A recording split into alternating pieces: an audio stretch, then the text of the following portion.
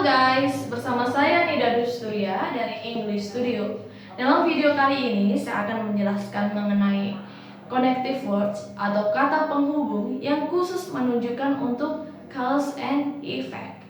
Oke, yang pertama, jika kita menggunakan kata penghubung berupa adverb clause, kita bisa menggunakan because, since, now that, ataupun so that. Contohnya, because the weather was cold, we stayed home. Nah, because the weather was cold di sini merupakan adverb clause dan we stayed home merupakan independent clause sebagai klausa utamanya. Dan jika kita meletakkan adverb clause-nya itu sebelum independent clause, maka kita harus menambahkan koma di sini sebagai pemisah antar klausanya. Atau bisa juga kita tuliskan menjadi seperti ini. We stayed home because the weather was cold. Nah, karena kita meletakkan adverb clause-nya itu setelah independent clause, maka kita tidak perlu menambahkan koma di sini. Oke. Nah, yang perlu saya tekankan di sini bahwa jika kita menggunakan kata penghubung sebagai adverb clause seperti because, maka setelah because tersebut harus diikuti dengan subjek dan verb. Contohnya, ada because di sini dan setelahnya diikuti the weather yaitu sebagai subjek dan was itu sebagai verb. Oke, langsung saja masuk poin yang kedua. Nah, kata penghubung yang sebagai preposition yaitu ada because of dan due to. Nah, because of dan due to ini artinya juga karena. Namun apa bedanya dengan because? Nah, jika kita menggunakan because of dan due to, itu setelahnya harus diikuti dengan kata benda. Tidak boleh subjek dan verb. Contohnya, because of the cold weather, we stayed home. Nah, bisa kita lihat di sini. Karena cuaca dingin, kita tinggal di rumah. Setelah because of adalah the cold weather, di mana dia merupakan kata benda dan bukan subjek dan verb. Because of the cold weather di sini merupakan prepositional phrase.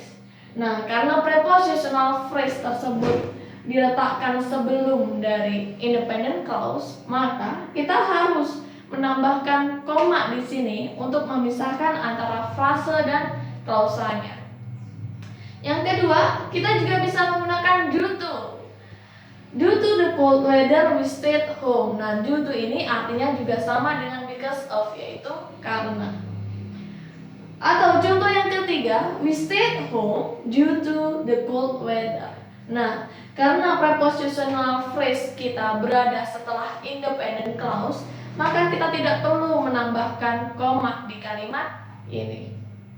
Nah, seringkali kita temukan bahwa jika kita menggunakan due to, itu sering diikuti dengan the fact that. Nah, berbeda dengan sebelumnya, jika kita menggunakan due to the fact that itu harus diikuti dengan subjek dan verb. Contohnya, due to the fact that the weather was cold, we stayed home. Nah, bisa terlihat jelas di sini. Setelah due to the fact that itu diikuti dengan the weather, yaitu sebagai subjek, dan was sebagai verb. Oke, poin yang ketiga, kata penghubung sebagai transition. Nah, transition itu sendiri fungsinya untuk menghubungkan ide-ide antar dua kalimat. Nah, untuk transition yang menunjukkan cause and effect, kita bisa menggunakan therefore atau consequently yang artinya sehingga. Nah, bila ada contoh kalimat seperti ini, Ali failed the test because he didn't study. Jadi Ali gagal dalam ujiannya karena dia tidak belajar. Nah, jika kita menggunakan transition word akan berubah menjadi seperti ini. Ali didn't study, therefore he failed the test. Jadi Ali tidak belajar sehingga dia gagal dalam tesnya. Atau kita juga bisa menggunakan consequently yang artinya sama dengan therefore, sehingga bisa menjadi Ali didn't study, consequently he failed the test. Nah, untuk posisi dari transisi itu sendiri dalam suatu kalimat bisa terdapat bermacam-macam. Contoh ya, yang pertama ada kita letakkan transition dulu di awal kalimat, diikuti dengan subjek, verb, dan setelahnya baru sisa kalimat itu sendiri. Yang kedua, bisa juga kita tuliskan subjeknya dulu, lalu transisinya berada di tengah-tengah, diikuti dengan verbnya dan sisa kalimat itu sendiri. Ataupun bisa kita tuliskan terlebih dahulu subjek, verb, dan kalimatnya, lalu kita letakkan transitionnya di paling akhir kalimat. Contohnya, Ali didn't study, therefore he failed the test. Nah, yang saya perlu tekankan di sini adalah penggunaan tanda bacanya, yaitu titik dan komanya. Nah, jika kita setelah menuliskan kalimat pertama, kita harus mengakhirinya dengan tanda titik seperti ini. Jadi Ali didn't study titik, therefore, he failed the test.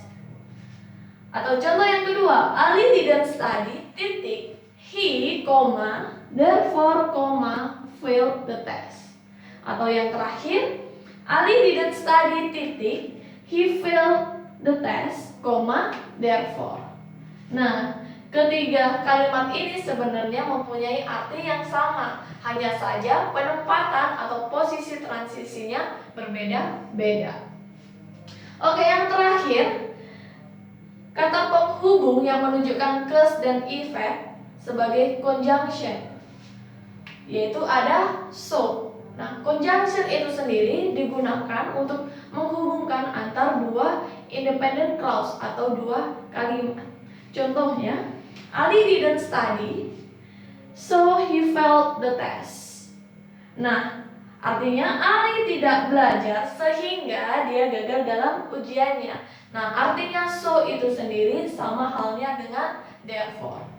Nah, sebelum so di sini harus kita tambahkan koma jika conjunction tersebut menghubungkan dua kalimat. Oke, demikian materi mengenai connective words atau kata penghubung yang menunjukkan cause and effect. Thank you guys.